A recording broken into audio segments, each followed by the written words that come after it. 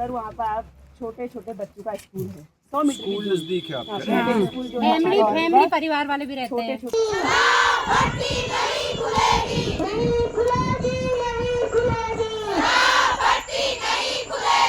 साथियों नमस्कार, मैं संदीप कुमार नैनीताल से और आज हम बात कर रहे हैं मंगोली में खुलने जा रही शराब की दुकान पर।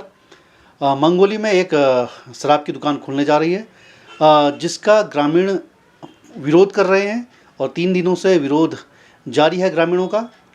रविवार को भी विरोध किया था, उसके बाद सोमवार को विरोध और उसके बाद मंगलवार को भी ग्रामीणों ने भारी संख्या में एकत्र होकर मंगोली क्षेत्र बजून क्षेत्र में विरोध दर्ज किया, नारेबाजी की एकत्र होकर और प्रशासन से गुहार लगाई है कि क्षेत्र में जो शराब की दुकान है वो ना खुले। इससे क्षेत्र में बहुत गलत प्रभाव पड़ेंगे, क्राइम बढ़ेगा और लोग बिगड़ेंगे क्योंकि यह एक ग्रामीण क्षेत्र है और जिस क्षेत्र में शराब की दुकान खुलने जा रही है उस क्षेत्र में लोग अपने काम के लिए आते हैं और पास ही में यहाँ स्कूल है, ऐसा ग्रामीणों का कहना है।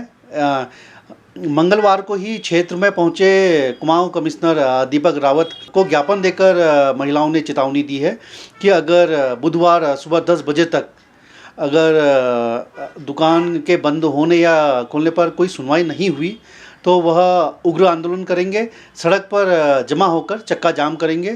शुरू कर दिया सर दुकान बनी हुई है, वहाँ सामान भी आ गया है। परसों रात को पीवीसी वगैरह जो होती है, कल तो हमने वहाँ पर धरना दिया था तो दुकान बंद थी।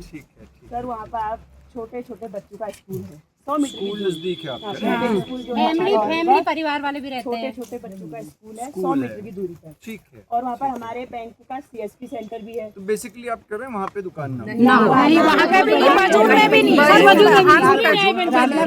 बजून की महिलाएं भी है।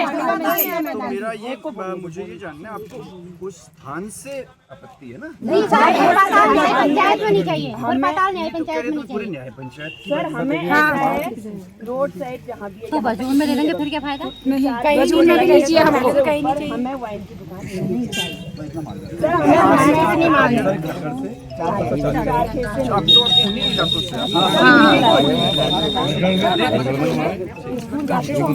सुरक्षित हो जाएंगे। छोटे छोटे बच्चे सर 4 साल के 5 साल के बच्चे 5 साल के बच्चे हैं। वहाँ पर रामलीला का मंचन होता है। हमारे वहाँ जो लड़कियाँ आती हैं यहाँ, हमारे वहाँ की जो छोटी छोटी बच्चे हैं 5-6 किलोमीटर दूर से जंगल के रास्ते यहाँ अस्पताल में स्कूल आते हैं हमारे वहाँ की लड़कियाँ। बिल्कुल हमें आपसे यही उम्मीद है। नहीं सर, पक्का ही करना है सर, पक्का सर करना है। हमें पूरा वादा है सर हमें उम्मीद है। मैं ग्राम खमारी से हूँ। मैं अपने क्षेत्र की अपने ग्राम की आशा कार्य करती भी हूँ। तो मैं चाहती हूँ कि हमारे क्षेत्र में कि जो ये शराब की दुकानें खोली जा रही हैं ये ना खोली जाएं, क्योंकि मैं एक अपने क्षेत्र की आशा कार्यकर्ती होने के नाते मुझे दिन रात कभी भी जाना पड़ सकता है। हो सकता है उसके साथ में उसका पति शराबी हो और मुझे उस डिलीवरी वाली महिला के संग जाना पड़ता है और आगे जा करके उसने वहाँ पे ठेकी के पास अगर उसने अपने को रोक लिया और वो वहाँ से एक पैक लगा के जाता है तो मैं उस मरीज महिला को लेकर के अपने साथ अगर जब लेकर के जाती हूँ तो हॉस्पिटल जाके मुझे डांट खानी पड़ती है, तुम उसके शराबी पति को लेकर के साथ में आए हो। अगर इस तरीके की ऐसी यहाँ पे दुकानें खुलेंगी तो हम लोगों के लिए बहुत ही ज़्यादा मरना हो जाता है, हम लोगों के लिए बहुत ज़्यादा परेशानी हो जाती है। तो मैं उस अकेली महिला को लेकर के मैं जब जाती हूँ तो मुझे बड़ी शर्म आती है कि मैं एक महिला होकर के मैं एक पुरुष के साथ इतने शराबी पुरुष के संग आ रही हूँ। तो उस महिला की स्थिति भी इतनी परेशान रहती है कि वो महिला एक तो वो गर्भ अपने उस प्रसव पीड़ा से परेशान रहती है, दूसरे उस अपने पति से परेशान रहती है जो कि मेरे साथ में शराब पीकर आता है। तो उस वक्त मुझे बहुत ज़्यादा शर्मिंदा होती है। मैं इसलिए सरकार से मेरा निवेदन है, नम्र निवेदन है कि इस तरीके से गांव के बीच में गांव में इस तरीके से शराब की दुकानें ना खोली जाए। मैं सरकार से हाथ जोड़कर निवेदन करती हूँ कि इस तरीके की इस गांव में इस तरीके से जहाँ तक जो ये दुकानें खोली जा रही हैं ये ना खोली जाए, क्योंकि इससे एक मेरा गाँव ही नहीं, मेरे छोटे छोटे भाई बहन है, मेरे छोटे छोटे आने वाली पीढ़ी है। बशर्ते मेरे घर में मेरे घर का कोई व्यक्ति शराब नहीं पीता है, लेकिन मैं एक अपने उन सारे गाँव वालों को मैं अपने भाई अपने बच्चे समझ करके मैं चलती हूँ। तो मुझे बड़ा दुख होता है उस वक्त कि अगर जब वो बच्चे अपने शराब पी करके अपने गांव में अपने जाते हैं तो उस वक्त मुझे बहुत ज़्यादा लज्जा होती है। मैं सरकार से नम्र निवेदन करती हूँ कि इस तरीके से कि कहीं पर भी इस तरीके से गांव में शराब की दुकानें ना खोली जाए। अगर खोली गई तो मैं तो अगर गांव वाले साथ दें या ना दें, लेकिन मैं पूरा साथ देने को तैयार हूँ। मैं अगर जहाँ तक वो हो सके तो मैं अनशन में बैठने करने को तैयार हूँ। आने वाली भविष्य की पीढ़ी मेरी हर हमेशा यूं ही अगर ऐसे चलती रही तो मेरा गांव बर्बाद हो जाएगा। सरकार से मेरा यही नम्र निवेदन है कि आप सुन के आए हैं यहाँ। नहीं, मैंने समाचार पत्रों के माध्यम से भी देखा, सोशल मीडिया के माध्यम से भी देखा। हमारे प्रधान जी लोग का भी फ़ोन आया था कि यहाँ पर ऐसा चल रहा है, और जैसे ही मैंने संज्ञान में लिया तो मैं आज यहाँ पर पहुँचा।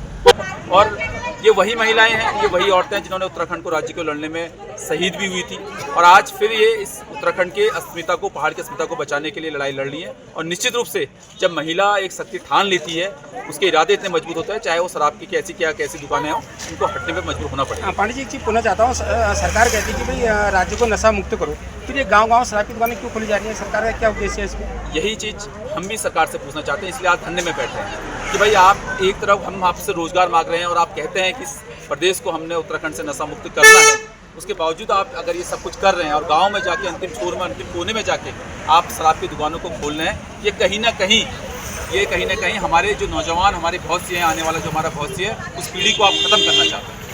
अगर आप ये वीडियो YouTube पर देख रहे हैं तो हमारे चैनल को सब्सक्राइब कर बेल आइकन दबाएं, और Facebook पर देख रहे हैं तो हमारे पेज को लाइक करें।